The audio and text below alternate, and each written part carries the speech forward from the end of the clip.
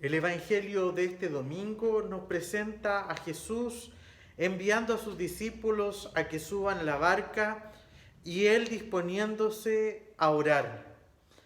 Esta historia continúa con las olas en el mar atormentando a los discípulos y Jesús orando en lo alto.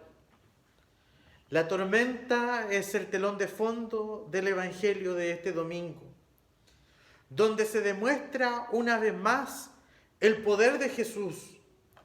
Él se les aparece caminando sobre las aguas.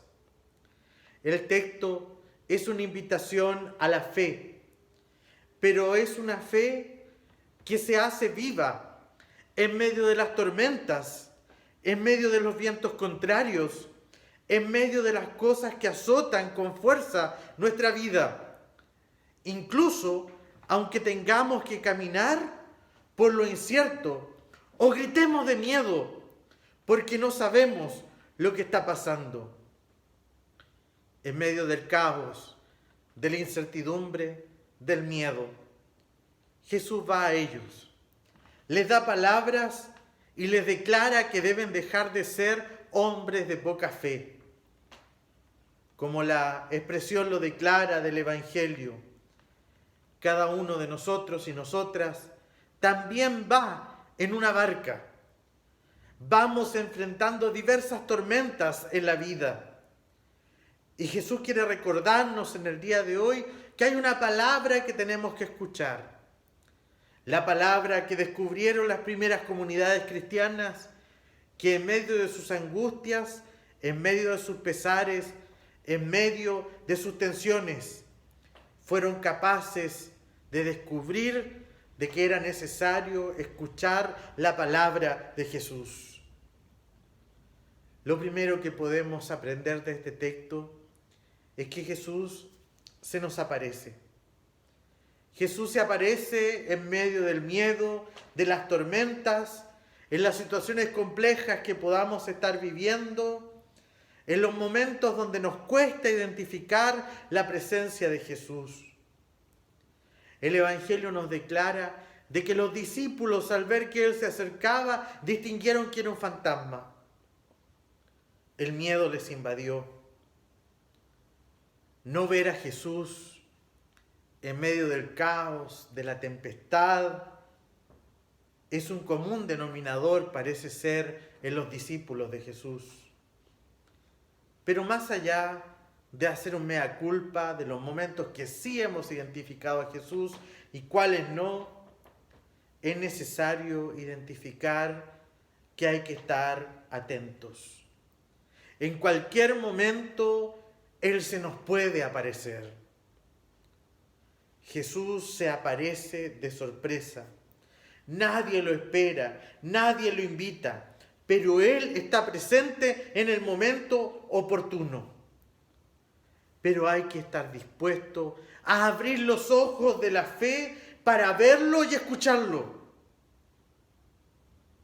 Pero también hay que ser capaces de pedirle a Jesús que nos enseñe a saber caminar en medio de la tormenta.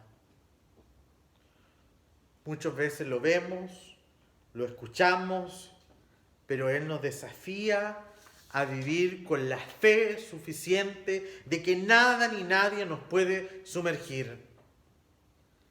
Y aunque dudemos, aunque no seamos hombres y mujeres de fe, el texto del Evangelio de este domingo nos dice que Jesús nos sigue tendiendo su mano y nos sigue sosteniendo.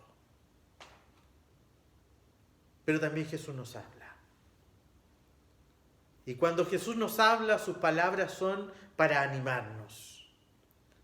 En medio de lo que podamos estar nosotros viviendo el día de hoy, cada uno conoce sus tempestades.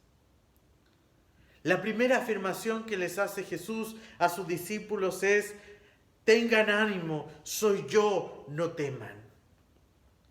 Palabras que en medio de este tiempo de pandemia, tan complejo, tan complicado, que parece que se nos tambalea la nave, parece que las olas pasan de un lado a otro, deberíamos escuchar.